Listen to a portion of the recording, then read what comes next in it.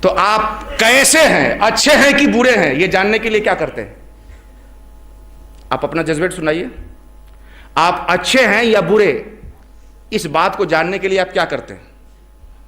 کوئی بتائے نا کیا کرتا ہے؟ آپ سچ سمجھ کر کے مجلس میں آئے ہیں نا، سج سور کر کے مجلس میں آئے ہیں نا، تو آپ کے چہرے پر کہیں کوئی داغ تو نہیں تھا، کوئی کالک تو نہیں لگی تھی، آپ کا چہرہ اچھا دکھ رہا تھا. چہرے کا حسن و خوب جاننے کے لیے کس کے پاس گئے تھے آپ؟ کس کے پاس؟ آئینے کے پاس. آئینہ تو آج اتنا عام ہو چکا ہے کہ اگر میں کہوں کہ آئینہ گھر کے اجزائے لازمہ سے ہے، لازم جز سے ہے، تو یہ میرا کہنا بیجا نہیں ہوگا. اس لیے کہ سیٹ آلو گٹی سریا سیمنٹ نہ ہو تب بھی گھر بن جائے گا. آلو بالو سریا سیمنٹ اینٹ گٹی نہ ہو تب بھی گھر بن جائے گا. آپ کو ابھی بھی ایسے گھر مل جائیں گے. ابھی وہ زمانہ نہیں آیا ہے. ہر چند کے لوگ زبانی کھوکھلے ہندوستان کو ترقی کرنے کے لیے دعوے کر رہے ہیں، لیکن ابھی بھی ہندوستان میں بہت زیادہ غربت ہے. ایسے مکان ملیں گے جس میں اینٹ سیمنٹ بالو کا استعمال نہ ہوا ہو. آپ کو ملے گا کہ نہیں جس میں ان چیزوں کا استعمال نہ ہوا؟ اور نہ ملے تو آپ مجھ کو بتائیے گا، ہم دکھائیں گے. کچھ مکان ایسے ملیں گے جس میں بانس لگے ہوتے ہیں. ہماری بہاری زبان میں کھر لگا رہتا ہے، کارا لگا رہتا ہے. اب یہاں کی زبان میں کیا کہتے ہیں، مطلب کچے مکانات جس سے بنتے ہو. لیکن وہ بانس بھی گھر کے لیے لازمی حصہ نہیں ہے. بانس، کھڑ، کارا یہ بھی گھر کا لازمی حصہ نہیں ہے. اگر لازمی حصہ ہوتا تو اس گھر میں کہیں بانس دکھتا؟ دکھ رہا ہے کہیں بانس لگا ہوا؟ کھڑ کارے دکھ رہے ہیں. کچھ گھر ایسا ہے جس میں بالو سیمنٹ سریا ہے، بانس نہیں. کچھ ہے جس میں بالو کارا ہے، بانس اور کارا ہے، سریا سیمنٹ نہیں ہے. لیکن آئینہ آپ کو ایسا ملے گا جو ہر گھر میں موجود نظر آئے گا. تو اگر ہم گھر کی تعریف وہ چہار دیواری جس میں آئینہ ہو اس سے کریں تو ہماری تعریف بہت حد تک جامع معنی ہو جائے گی. وہ چہار دیواری جس کے اندر آئینہ ہو تو یہ بڑی جامع اور معنی تعریف ایک حد تک بن سکتی ہے. تقریباً جامع معنی کہتا ہوں، علماء اعتراض نہ کرنے لگے پھر کوئی بات نکال گئے. تقریباً سمجھانے کے لیے کہا رہا ہوں، عموماً سمجھانے کے لیے کہا رہا ہوں. آئینہ گھر کا وہ حصہ ہے جو ہمارے حسن اور قبح کو ظاہر کیا کرتا ہے.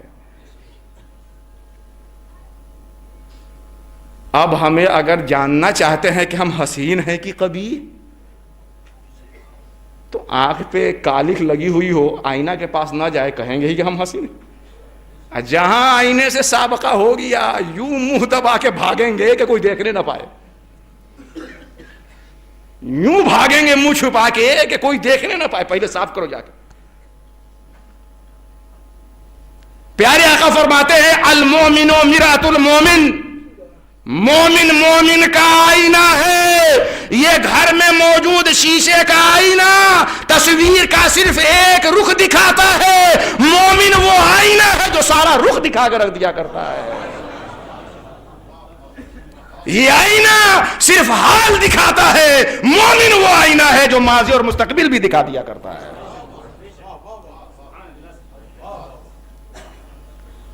المومن و مرآۃ المومن، مومن مومن کا آئینہ ہے. پیارے آقا فرماتے ہیں، ابو ہریرہ راوی ہے، ابو داؤد روایت کرنے والے ہیں، محدثین نے اس روایت کو حسن قرار دیا. المومن و مرآۃ المومن، مومن مومن کا آئینہ ہے. آپ ہیں کس میں سے؟ اپنی خواہش کو معبود بنانے والوں میں سے ہیں یا صلح کے طریقے پہ چلنے والوں میں سے ہیں؟ اگر جاننا چاہتے ہیں تو آپ کو کہاں جانا ہوگا؟ کسی آئینے کے پاس جانا ہوگا. اور آپ کے لیے وہ شیشے والا آئینہ کام نہ کرے گا. وہ چہرے کا عیب تو دکھا سکتا ہے پر دل کا عیب نہیں دکھا سکتا. اور اللہ چہروں کو نہیں دلوں کو دیکھا کرتا ہے. اگر آپ چاہتے ہیں کہ پتہ چل جائے کہ آپ کیا ہیں تو آئینے کے پاس آئیے. اب آئینے کی بات آ گئی اور میری گفتگو سمجھنا آئینے کو سمجھنے پہ موقوف ہے. تو اگر اجازت ہو تو میں آئینہ سمجھاؤں کہ آئینہ ہوتا کیا ہے. آئینہ ہوتا کیا ہے، آئینہ کا کام کیا ہے. سنیے آئینہ کا کیا کام ہے. آئینہ کی 4 خصلتیں ہم نے بڑی جلدی میں تیزی کے ساتھ اس میں درج کی ہے. کتنی خصلتیں ہیں؟ 4 خصلتیں. غور سے سنیے آئینہ کیا کرتا ہے. چونکہ مومن کا آئینہ ہے اور ہمیں اپنے آپ کو دیکھنے کے لیے مومن کے پاس جانا ہو. آئینہ کی کتنی خصلتیں ہیں؟ 4. سب سے پہلی خصلت آئینہ کی ہے، جو بھی اس کے پاس جائے اس کا کام یہ ہے کہ آنے والے کے اگر اندر چہرے پہ حسن ہے تو حسن دکھائے، اور عیب ہے قبح ہے تو عیب اور قبح دکھائے. آئینے کا کیا کام ہے؟ حسن و قبح کو دکھانا. جو بھی اس کے سامنے آئے. ایسا تو نہیں ہے کہ دلہن جب سچ کر کے آئینے کے سامنے جاتی ہے تو آئینہ ویلکم کرتے ہوئے کھڑا ہو جاتا ہے، آئیے ہم آپ کو دکھا دیں. ایسا نہیں ہے. دلہن جائے تو اس کے حسن کو بھی آئینہ دکھاتا ہے. اور کلو چمار جب ہل جوت کر کے پورے گرد و غبار سے لگ کر کے جلدی پانی سے منہ ہاتھ دھو کے جب آئینہ کے سامنے جاتا ہے تو منہ ڈھانک لیتا ہے آئینہ. آئینہ کی سب سے بڑی خصلت ہے، جو اس کے پاس جائے عیب ہے تو عیب دکھائے گا، حسن ہے تو حسن دکھائے گا. یہ نہیں کہتا کہ ہم صرف عیب دکھائیں گے، حسن دکھائیں گے، عیب نہیں دکھائیں گے. تو مومن کو اگر وہ چاہتا ہے کہ اس حدیث نبوی کا مصداق ہو تو لوگوں کا عیب بھی دکھائے، حسن بھی دکھائے. آج لوگ کہتے ہیں کہ فلاں صاحب کے ہاں فلاں بھی جاتا ہے، ان کو ابھی تک یہی سمجھ میں نہیں آ پایا کہ آئینہ کے پاس دلہن بھی جاتی ہے، دلہا بھی جاتا ہے، کلو بھی جاتا ہے، للو بھی جاتا ہے، سلو بھی جاتا ہے.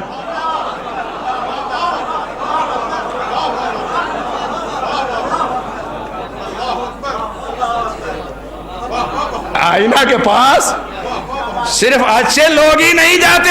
آئینہ جو اس کے سامنے آئے گا، جو حسن ہوگا وہ حسن بتائے گا، جو قبح ہوگا وہ عیب بتائے گا. یہ آئینہ کی پہلی خصلت ہوئی. جو آئے اس کے حسن قبح کو دکھانا ہے. بھائی آپ یہ اچھا کام کر رہے ہیں، اللہ آپ اس پہ سلامت رکھے، استقامت عطا فرمائے. آپ کے اندر یہ عیب ہے، اللہ کے واسطے اس عیب سے دور ہو جائیے. آئینہ کا یہ کام ہے. دوسری خصلت آئینہ کی سنیے. آئینہ کی دوسری خصلت جو ہے کہ آئینہ وہی دکھاتا ہے جو سامنے والے میں ہوتا ہے.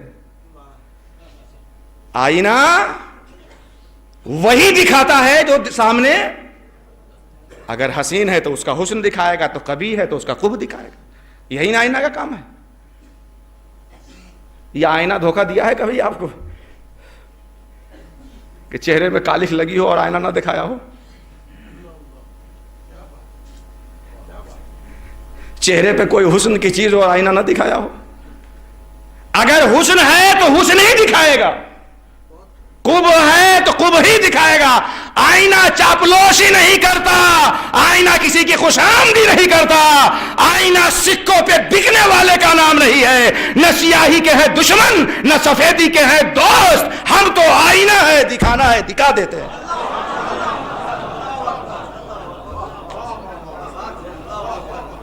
آئینہ حسن کو حسن دکھائے گا، عیب نہیں دکھا سکتا. اور عیب کو عیب ہی دکھائے گا، کبھی نہیں دکھا سکتا، حسن نہیں دکھا سکتا. 2 خصلت آئی سمجھ میں آئینہ کی. یہ چائنا کی بات نہیں ہے جس کو اس کان سے سن کے چھوڑ دیجئے کہ وہ بہت مضبوط نہیں رہتی ہے. آئینہ کی تیسری خصلت سنیے. آئینہ کیسا مربی ہے. کوئی تربیت کرنا آئینے سے سیکھ لے. ہم تو کسی کی تربیت کرتے ہیں، اسٹیج پہ توبہ کرو ورنہ تم مردود ہو جاؤ گے. اب وہ کرنے والا بھی ہوگا تو ہر دھرمی پہ اتر جائے گا. یہ کیسے ہو سکتا ہے، یہ کیسے ہو سکتا ہے. پھر مناظرے اور مجادلے کے بازار گرم ہو جاتے ہیں. تربیت کیسے کی جاتی ہے، کوئی آئینے سے سیکھے. آئینہ آپ کو آپ کا عیب دکھا رہا ہے اور آپ اس کو گھر میں رکھ کے گردہ لگ جائے تو پوچھ رہے.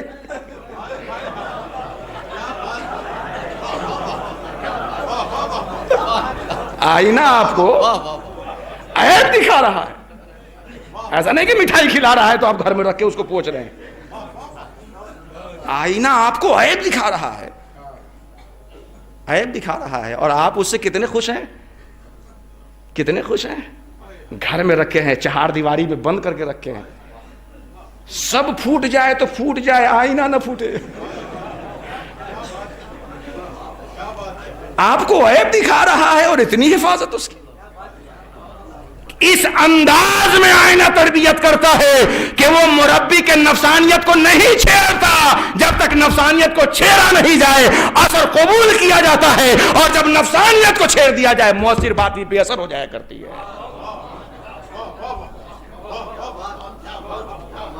اس کے بعد یہ تو تین بات آئینہ کی ہو گئی. ایک چیز آئینہ دیکھنے والے کی ذرا دیکھیے. ہاں, آئینہ دیکھنے والے کی. جو آئینہ دیکھنے جاتا ہے, سالوں پرانا آئینہ ہے. ہمارے پاس تو جب ہم خانقاہ شریف میں آئے تھے 2003-04 میں, تب کا آئینہ رکھا ہوا ہے. اس کے چاروں طرف زنگ آلود ہو چکے ہیں. بآسانی جو ہے مشقت سے کچھ دیکھنے کو سمجھ میں آتا ہے. اتنا کجرا گرد آلود آئینہ. لیکن جب ہم آئینہ کے پاس جاتے ہیں تو یہ نہیں کہتے تم مجھے عیب دکھانے چلے ہو, اپنے کو نہ صاف کرو پہلے.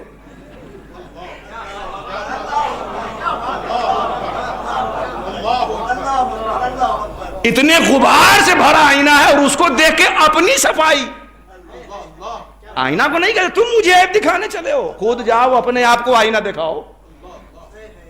جب ہم آئینہ کے سامنے جاتے ہیں تو آئینہ کا عیب نہیں, اپنا عیب دیکھتے ہیں. جب مسلم کے سامنے ہو تو اس کا عیب نہیں, اپنا عیب دیکھنا چاہیے. نعرہ تکبیر, نعرہ تکبیر, نعرہ رسالت. آئینہ کتنا سبق سکھاتا ہے. چائنا والے فیل ہو جائے اس کے سبق کے سامنے. آگے بھی گفتگو آ رہی ہے, اس لیے اس کو یہیں پر اسٹاپ کرتے ہیں. یہ خصلت آئینہ کی سمجھ میں آ گئی. المومن و میرات المومن, مومن مومن کا آئینہ ہے, مومن مومن کا آئینہ ہے.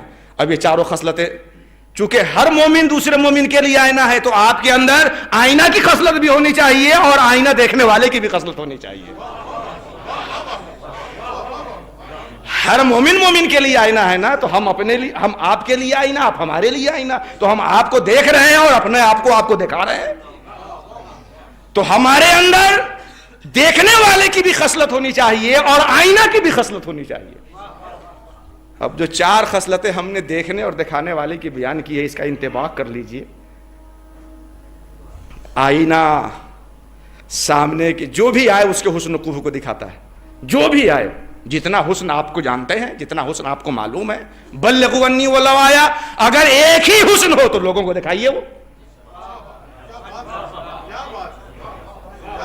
دکھائیے اسے, جو بھی آئے اسے دکھائیے, جو بھی آئے.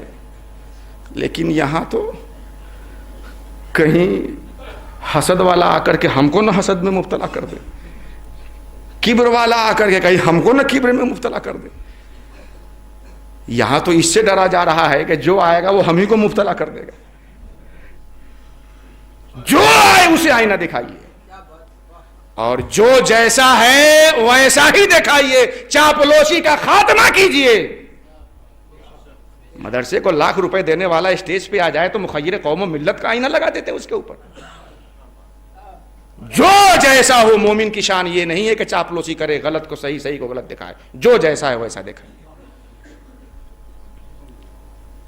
اور ایسی تبلیغ کیجئے جس سے آپ کی تبلیغ سامع کے اندر اثر کر سکے. یوں آئینہ دکھائیے کہ وہ اپنا عیب بھی دیکھے اور آپ کا شکریہ ادا کرے کہ آپ نے عیب دکھا دیا.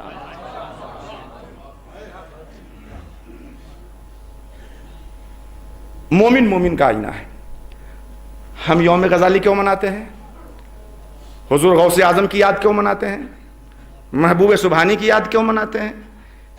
کیونکہ مومن تو ہم سب ہیں, لیکن کسی کے آئینے میں کچرا جمع ہے, کسی کے آئینے میں کچھ جمع ہے, کسی کے آئینے میں کچھ جمع ہے. یہ وہ نفوس قدسیہ ہیں جن کا آئینہ صاف ہے. یہاں آئیں گے, مشائخ کے پاس جائیں گے, سارا عیب ہمیں نظر آنے لگے گا, سارا عیب ہمیں دکھنے لگے گا.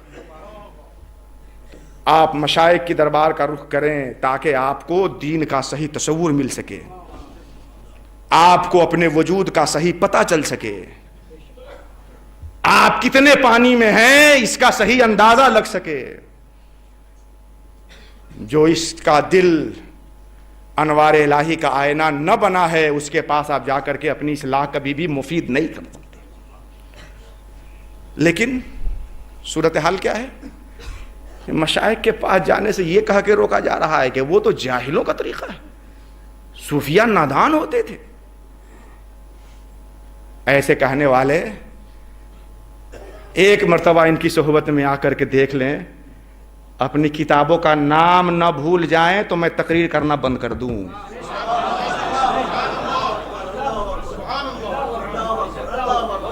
دم باز پرس میں ہوں میرے سامنے یہ جلوے، دم باز پرس میں ہوں میرے سامنے یہ جلوے، تجھے شیخ ہو مبارک تیرا تاج بے گناہی، تجھے شیخ ہو مبارک تیرا تاج بے گناہی۔ حافظ بخود نہ پوشد ای خرقہ میں آلود، حافظ بخود نہ پوشد ای خرقہ میں آلود، اے شیخ پاک دامن معذور دار مارا، اے شیخ پاک دامن معذور دار مارا۔ جس دن آپ جیسے جادوگروں کو موسیٰ کا کمال نظر آ گیا نا، لاٹھی ڈنٹی چھوڑ کر قدموں میں نہ گر جائیں تو پھر اپنے جادو کا نام لیتے رہیں گے۔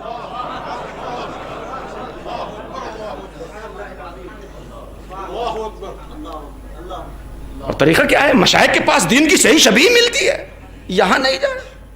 اور باہر صورتحال کیا بنی ہوئی ہے؟ ہر بدعت کو رائج کرنے کی پوری قوت لگائی جا رہی ہے، ہر بدعت کو رائج کرنے کی پوری قوت لگائی جا رہی ہے۔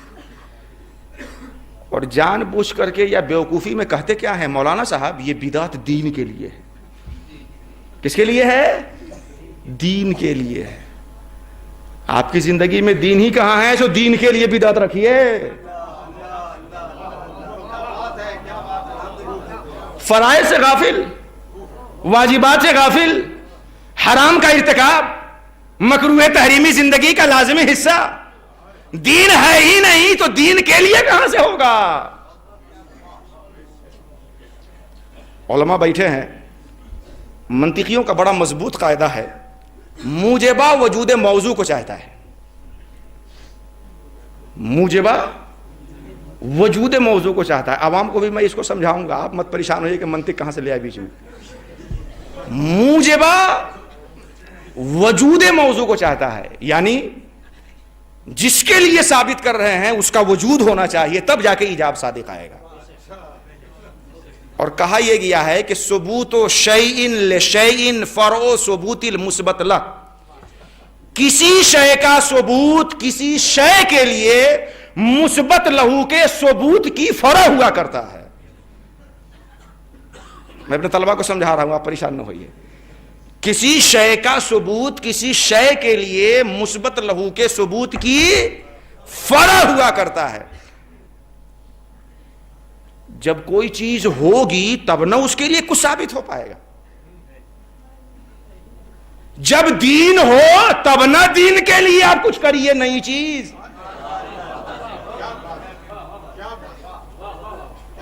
دین تو زندگی سے رخصت ہو گئی، دین تو اخلاق سے رخصت ہو گیا، دین تو کردار سے رخصت ہو گیا، دین تو ہمارے عمل سے رخصت ہو گیا، دین کے لیے کر رہے ہیں۔ جب دین ہی نہ رہا زندگی میں تو دین کے لیے کہاں سے ہو جائے گا؟ کسی بھی چیز کا ثبوت مثبت لہو کے ثبوت کی فرع ہوتا ہے۔ میں آپ کو سمجھاؤں، آپ کہیے کہ یہ ٹوپی میری ہے، یہ ٹوپی زید کی ہے، تو زید ہو تب نہ یہ ٹوپی اس کے لیے ہوگی۔ آیا سمجھ میں کہ نہیں آیا؟ ٹوپی کو ہم زید کے لیے ثابت کر رہے ہیں کہ یہ ٹوپی زید کے لیے ہے، تو زید ہو تب نہ ٹوپی اس کے لیے ثابت ہوگی۔ زید ہے ہی نہیں تو زید کے لیے ٹوپی کیسے ثابت ہوگی؟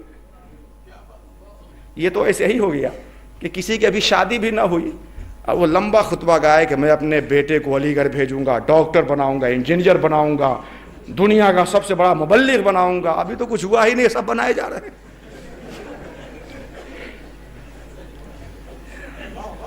جو چیز جس کے لیے ہے اس کے ہوتے ہوئے اس کا وجود ٹھیک ہوتا ہے، اور نہ ہو تو اس کا وجود مہلک اور خطرناک ہو جاتا ہے۔ میں آپ کو سمجھاؤں، آپ جب کھانا کھاتے ہیں تو آپ کے کھانے میں جہاں چاول ہوتا ہے، دال ہوتی ہے، روٹیاں ہوتی ہیں، وہیں کچھ چٹنی اور اچار بھی ہوتے ہیں نا۔ تو چٹنی اور اچار کس کے لیے ہوتے ہیں؟ کھانے کے لیے ہوتے ہیں، کہ جو دال روٹی ہے اس کو اندر لے جانے میں چٹنی اچار سے مدد ملے۔ تو چٹنی اور اچار کس کے لیے ہے؟ دال روٹی کو اندر لے جانے کے لیے ہے۔ دال روٹی ہی نہ ہو، پورے پلیٹ کو چٹنی سے بھر لیجئے تو آپ کا معدہ خراب ہو سکتا ہے، آپ مر سکتے ہیں، آپ کی بھوک کبھی ختم نہیں ہو سکتی ہے۔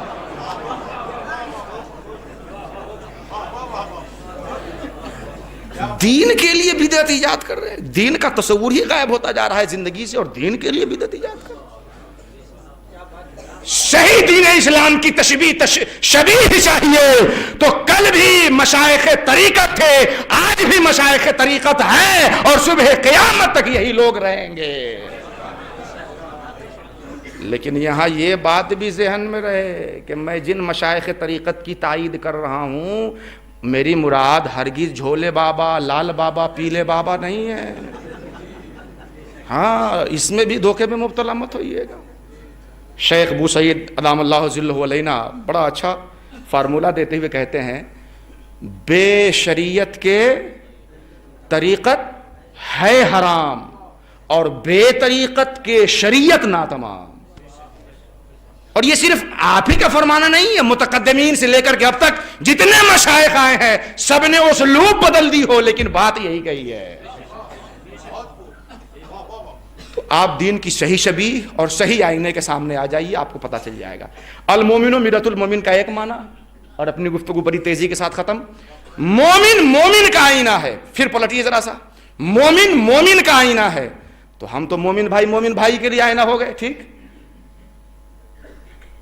المؤمن المہیمن العزیز الجبار المتکبر، یہ مومن کا آئینہ ہے۔ ہم ان کے پاس اس لیے جاتے ہیں کہ اللہ کے انوار و تجلیات ان کے آئینے میں ہے، ان کے آئینے سے ہمارے آئینے میں تبدیل ہو جائے۔